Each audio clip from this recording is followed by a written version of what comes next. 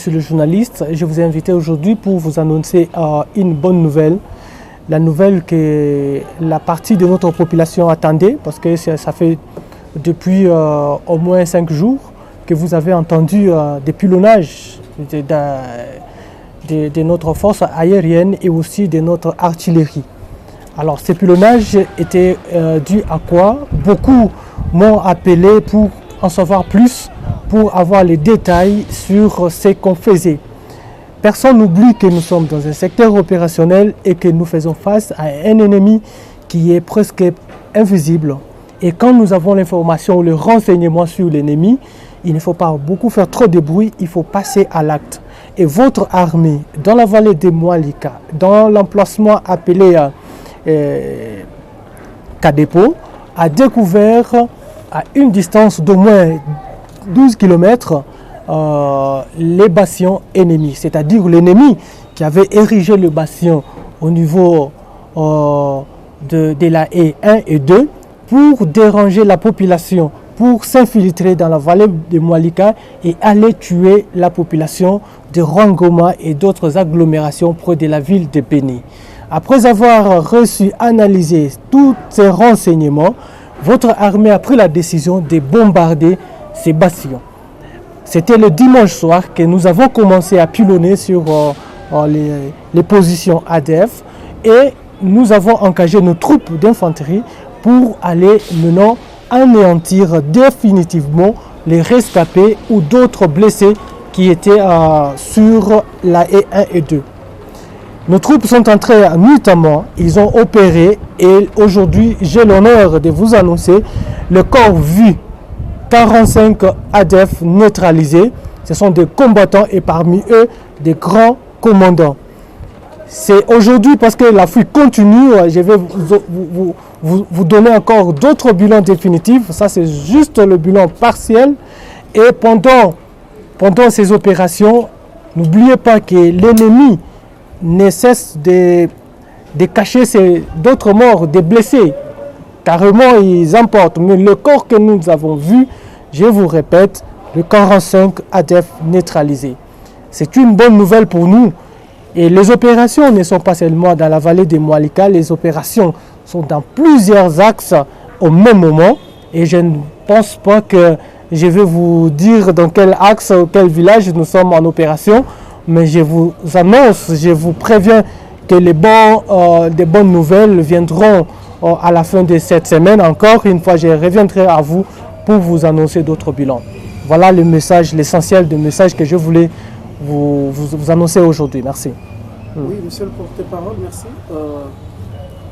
Il y a certaines rumeurs qui font état de la présence de M. Baroukou, le chef de l'ADF dans la vallée des Moualika.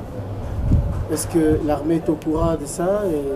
Est-ce que c'est pour cela que l'armée a anticipé des opérations dans ces coins? Merci.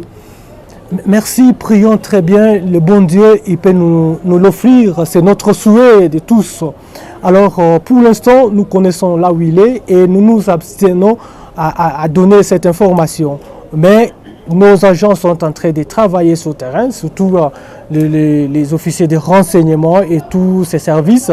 Nous sommes déployés à vraiment en finir la guerre dans cette région de Béninat qui est trop durée. Alors pour l'instant, ça reste au niveau des rumeurs, comme vous l'avez dit, au niveau de la vallée des Moualika. Mais continuons à approfondir ces rumeurs. Peut-être que Dieu le veut, ça viendra une information qu'on peut exploiter. Delphin, au compte des Digital Congo, quel est le comportement que doit avoir la population pendant cette opération? Elle quitte la vallée complètement ou les champs peuvent être cultivés momentanément? Qu'est-ce que vous voulez que la population fasse? Je vous informe que pendant que nous pilonnions ces jours-là, qu'on était en train de pilonner les forces des ADF, il y avait des cultivateurs dans la vallée des Moualika. Et ces cultivateurs étaient protégés. Nous avons des armes à longue portée. Donc ça survole selon l'orientation et avec précision. Nous avons des officiers bien formés et qui ne loupe pas les objectifs. Quand il s'agit de pilonner sur l'objectif ennemi qui est à la haie, que ce soit 1 ou 2, c'est avec exactitude. Ne vous en faites pas, les cultivateurs qui sont dans la vallée des Moalika étaient d'ailleurs avec nous pendant les opérations, ils sont bien protégés. À la population en général, nous demandons seulement à ne pas faire trop de bruit dans les réseaux sociaux, pourvu que l'ennemi ait une information qui peut, n'est-ce pas, déjouer nos opérations. Effectivement, cela se relaie avec un message qui circule dans la toile, un honorable élu de la place qui disait à la population de quitter complètement la vallée. Je ne sais pas si avec cette... Nous avons vu l'intervention de l'honorable dans les réseaux sociaux, c'est pourquoi nous n'avons pas même fait beaucoup de bruit, parce qu'on sait que si on commençait à commenter, à engager un débat, et on allait encore réveiller beaucoup de gens. Alors c'est pourquoi c'est passé comme ça, et nous on continue à travailler. Merci. Monsieur le porte-parole, c'est Roger Mouliata de Top Congo. Ce n'est pas la première fois que Moalika est libéré, c'est la énième fois. Qu'est-ce qui s'est toujours passé? Quand vous libérez, vous quittez la vallée pour que l'ennemi revienne s'installer, ou ça se passe comment? Mais écoutez, je ne sais pas si vous avez été un jour à Moalika. C'est une vallée, c'est très vaste. Je vous dis, quand on vous parle de Moalika, ce n'est pas un village. Et c'est-à-dire que l'ennemi ne revient pas au même moment où on l'avait chassé ou bien on l'avait délogé l'opération passée. Donc l'ennemi... Je sais que vous êtes civil, que vous avez du mal à comprendre pourquoi toujours Moalika. Mais il y a plusieurs endroits où l'ennemi peut se camoufler à un certain moment et puis en cachette, n'est-ce pas, se comporter comme un civil. Parce que l'ennemi n'a pas la tenue bien identifiée. Parfois, quand il opère avec notre tenue militaire tâche-tâche, et parfois quand il est à côté de la population, il est en tenue civile, vous avez du mal à comprendre qui est qui fait quoi. L'intention de l'ennemi, c'est nous pousser à attaquer la population, à considérer la population comme notre ennemi. Donc si vous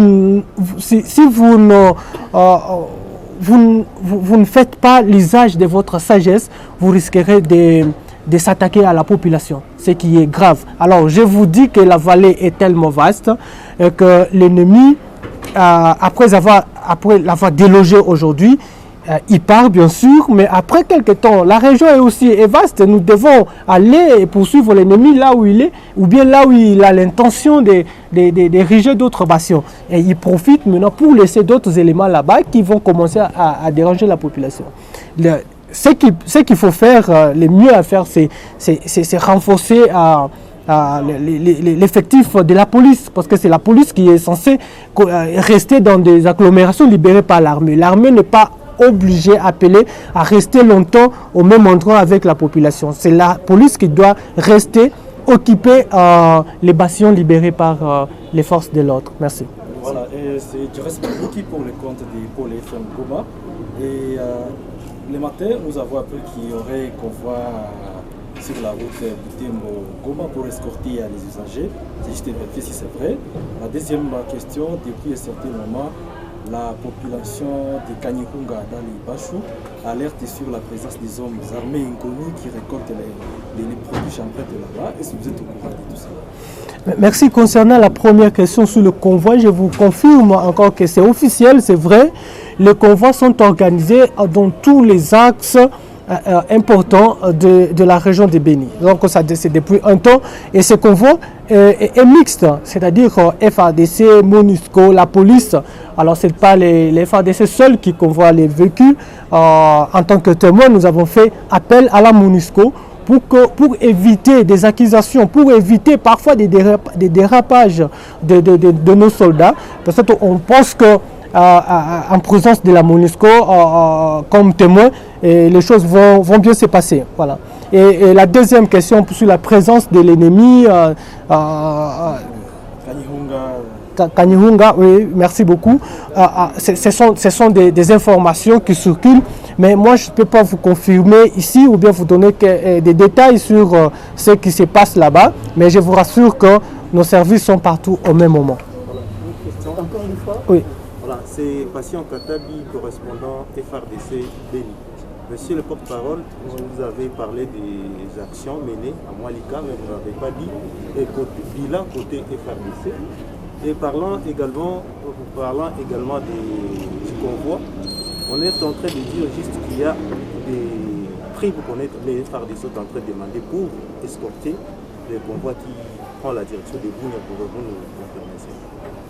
D'accord. Du côté commande, nous avons vu circuler dans les réseaux sociaux un modèle d'une taxe payée par les usagers de la route commande pendant les convois. Et moi-même, personnellement, j'ai pris ce jeton et que j'ai transféré au TD secteur et qui a contacté son collègue de l'Ituri. Vous avez appris de plusieurs que le major qui a instauré ce système a été arrêté, immédiatement arrêté. Ça c'est vrai et c'est ce qu'il faisait payer l'argent et quand on a vérifié, on l'a arrêté.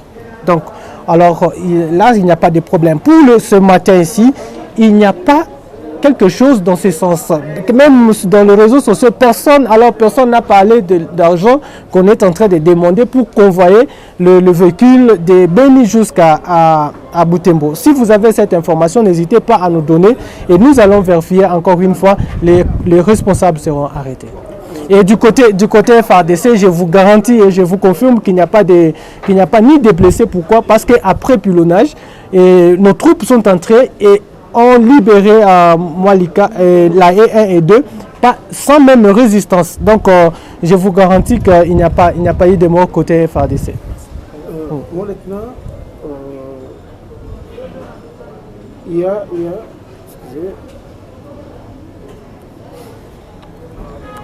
il y a la FIB qui est renforcée par les troupes kenyanes qui sont arrivées à Beni.